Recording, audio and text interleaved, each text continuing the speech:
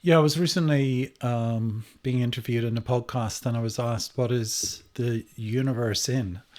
And I thought I would like to actually address that again and have another shot at it because it's a very tricky question to answer. And having had a chance to contemplate it for a few days, I realized there's quite a lot of profundity to it. And I'm going to make a stab at having another look at what the universe is in. And first thing I think to say that is obvious is that the universe is in space. The physical universe is in space.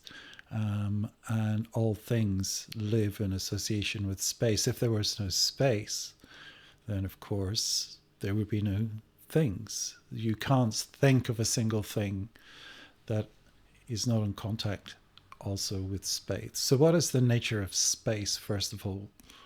Well, in the podcast, we were discussing the nature of ignorance, and part of what was being discussed was this idea that ignorance penetrates through surface appearances and gets to the interior nature of things. And in a way, it's almost like a Russian doll that you keep unpacking. You go from thoughts to sensations. Sensations have an interior nature.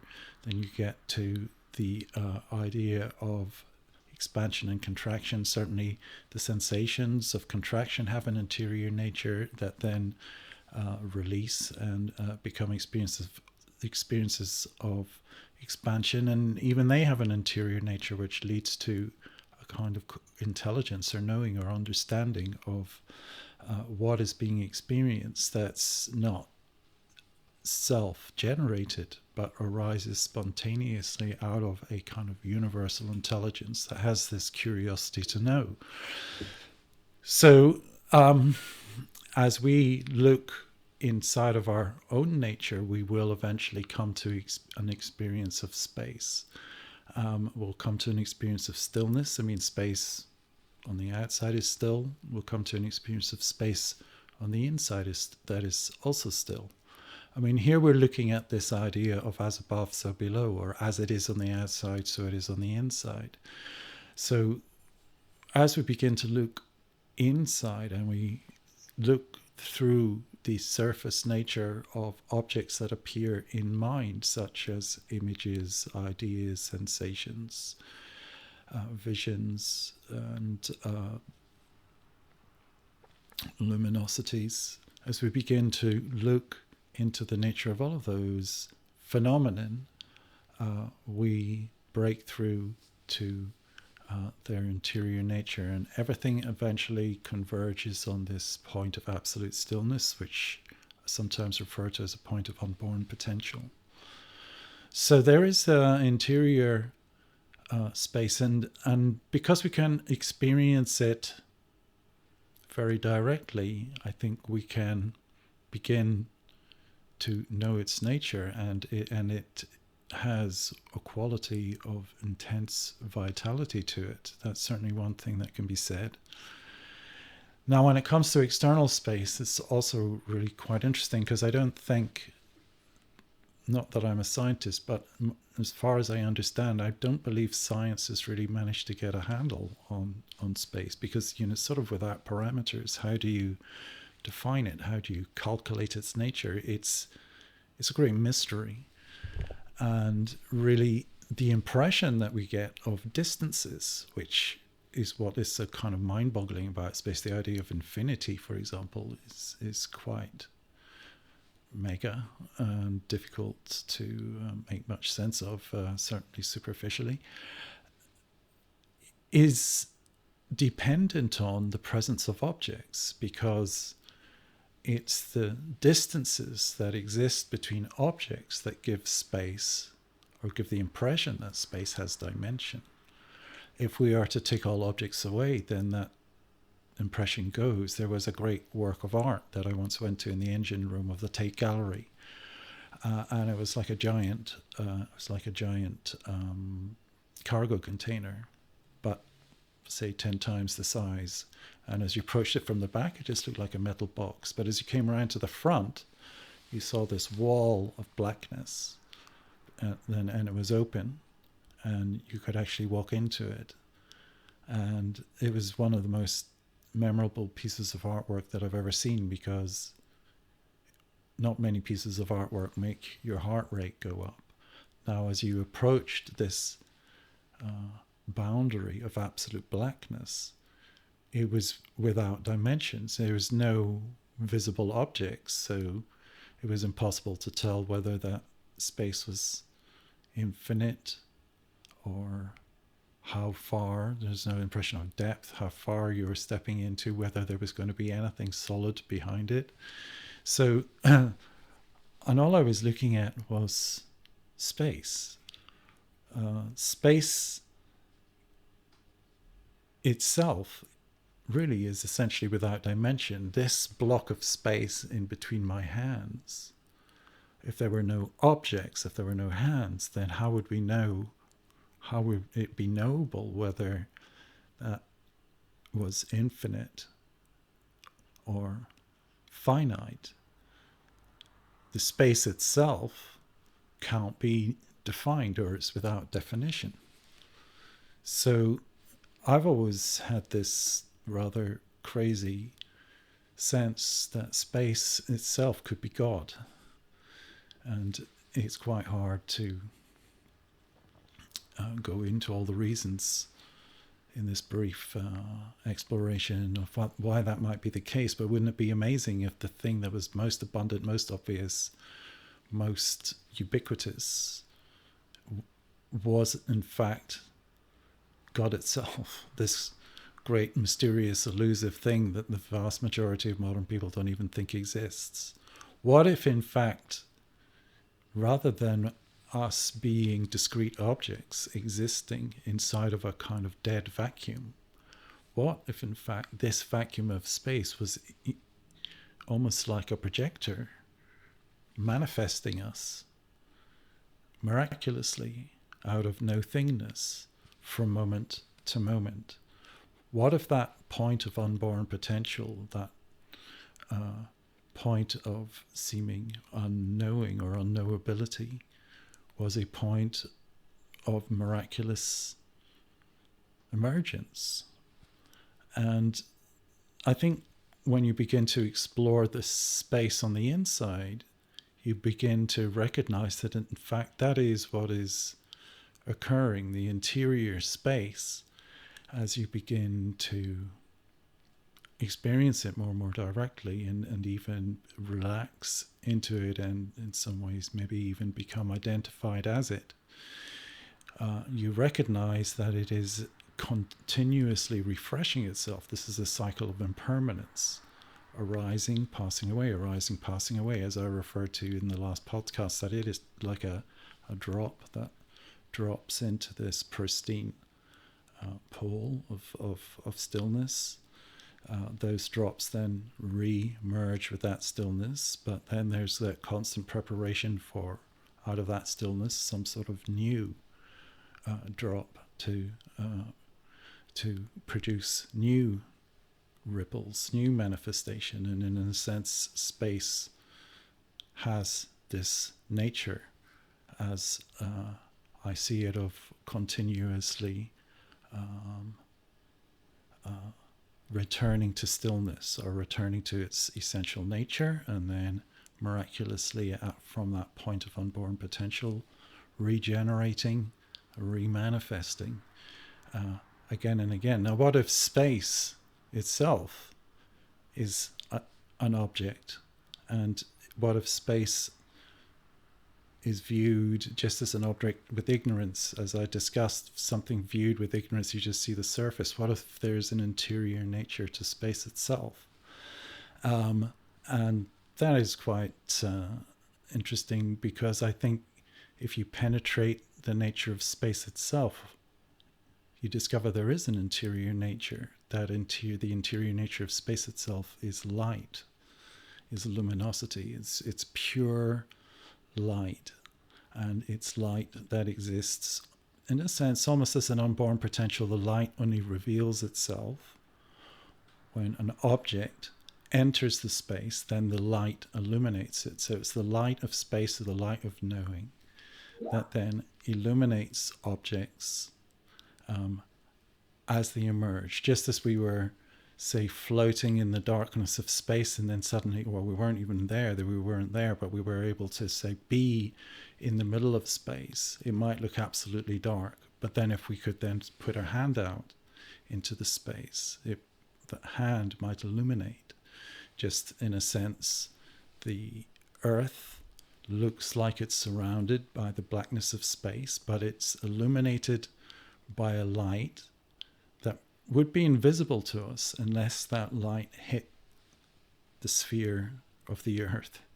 So there's this interplay, you could say, between light and dark, certainly that you can access through the mind, but also perhaps that is what the nature of the universe is. This is what the universe actually exists in. It exists in this dimensionless space, but the objects within the space then define distances and define locales. I'm here, you're there, the picture's there, the plant is there.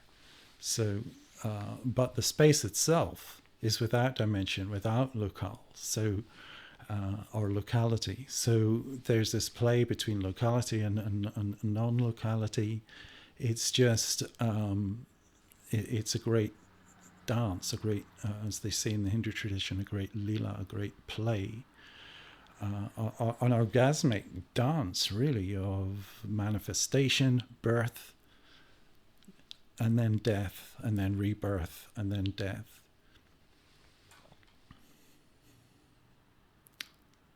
So there's a Vaisakha festival in the Buddhist tradition, which is supposed to celebrate the birth and death and enlightenment of the Buddha all at the same time. So this probably didn't literally happen in that way, but then if you read it symbolically, birth, death, enlightenment, all together at the same moment on the same day. So if we can, in a sense, become attuned to this process of arising and passing away, the emergence from unborn potential, the emergence of ripples from the still forest pool that then re-emerge back into the still forest pool, and then we observe that, then with insight, then there's light, the light that knows the arising and the cessation of all forms, emerging from the space of unborn potential, receding back into the space of unborn potential, and seeing with clarity, seeing and abiding in that space. There is the knowing of it, the seeing through of it, not with ignorance, which would mean we just stopped at the impression of space, but with knowing, with the pure awareness. Then that knowing of space reveals its essential nature as illumination, as light, and to me, this is how the universe is essentially composed. From a contemplative point of view, this is not a scientific point of view. That's for scientists to come up with their picture, and for contemplatives to come up with their subjective and interior experience, and then see where there are overlaps. And there are conferences where people will actually search for these overlaps. But that's what I'm not here to speak for science. I'm here to speak for the contemplative experience. And there's some other things that are very interesting about space. If we think about it, space is essentially indestructible. There's nothing that we can do to hurt space. You can drop a nuclear bomb on it, you can try and stab it, you can try and insult it, like I hit you, space. You're the worst space that I've ever seen. We can do as we will, but there's nothing, in fact, that we can do that can in any way harm space. Space is also timeless. It's without time. It's kind of eternal, because this space was here before I was here, before this building was here, before this planet was here. There was space. And when I am gone, this building is gone and this planet is gone. Will this space be impacted by it? Not at all. The space, in fact, has this quality of being eternal. It's outside of time, essentially. It's indestructible. It's outside of time. Can't be destroyed in any way. It has a quality of deathlessness to it. Space is also very accommodating. I don't think there's ever been a time where space has rejected the presence of a thing, of anything, of a person, of a being. It always accommodates. It always nourishes us, actually, with the life force. I mean, we're breathing not just the oxygen from space, but we're breathing the pranas from space as well, the electricity, the life force. This is what part of breath meditation is about. So there's another remarkable quality of space. It's full of life force. Even sexuality has this connotation of space. If you think of the yoni and the phallus, it's the penetration of space that then gives rise to this excitation, which gives rise to this kind of blissfulness, that gives rise to the new life, miraculously emerging out of nowhere, out of nothing. So space has just got so many mysteries really associated with it. There's so much depth, so much for us to learn about space, and the universe exists in space. And so I think we are to begin to understand what the universe exists in. This is the place we really have to go. We have to look at the nature of space, both in ourselves, both externally, contemplating it every which way, till it starts to reveal its nature, and until the internal illumination, the internal stillness begins to merge with the external illumination, external stillness. And there is this kind of interconnection of all things, because all objects, as quantum physics tells us, are essentially composed of space. And so we begin to experience illumination from without, coming within, illumination from within, connecting to everything that is without. And this takes us to a point of pure stillness, because it's a point of absolute fulfillment, and there is nothing to seek. If sitting in front of a wall for 10 years, that wall is full of illumination. The most ordinary, the most boring thing is full of that blissful interplay, that blissful exchange, inside to out, outside to in, wherever you go, whatever your circumstances. Therefore, we become, in a sense, contained human beings. We become sufficient in that stillness. So we live according to need, not according to want. We have certain needs. We need to eat, we need to clothe ourselves, we need shelter, etc., etc. These are our needs. But beyond that, almost everything else is want. Want to fulfill all sorts of unmet needs that are met by attuning to the essential nature of space, which is, as I pointed out, not a vacuum, but an illumination. And it doesn't just illuminate the head, it illuminates the heart. So when the heart becomes illuminated, it breaks open into the knowing of space through the emotional body, the ultimate emotional response of compassion, sympathetic joy, equanimity, and something else which I forget, but that's enough. So there is actually a final thing that I like to point out about the nature of space. So look, we've done the work. We're assuming we've done the work of locating interior space, penetrating the surface nature of that appearance, and getting to an experience of illumination. And we're working also with the assumption that all other objects have an exterior nature, but when we penetrate that nature, we also discover their essential nature, which is illumination. Light in me, light in objects. That light basically is the same. So we've also discussed then this idea that space and also light has the same characteristic, that dimensions are defined by the objects. When you remove the objects from light or from space, then neither of those things, neither light nor space, have dimension. They're without any dimension. They're not big or small, up or down, round or square.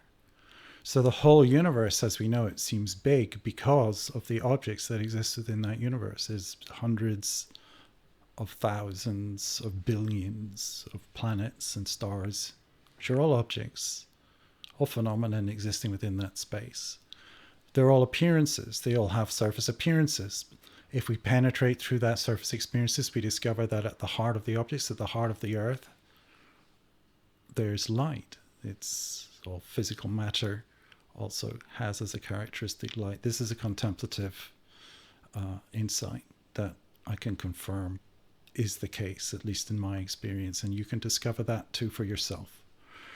So if that is the case, that vast universe that seems to be infinite in terms of distances, when understood with that contemplative insight, where all objects are illumined from within with light, the self located here is illumined within with light, then the vastness of that universe ceases to be vast. It becomes a singularity of light that is without parameters in terms of scale. All scale ceases to apply. So there's no scale. There's no deficiency because it fills the heart, fills the mind with knowing, with love and compassion, and we feel held by it. It feels absolutely alive. It's in a state of continuous refresh. So there is no lack in it. And so in a sense, that is what the universe essentially exists in. It exists within the realm of light, and that light is without dimension. And really, there's not much more we can say about that. It's scaleless,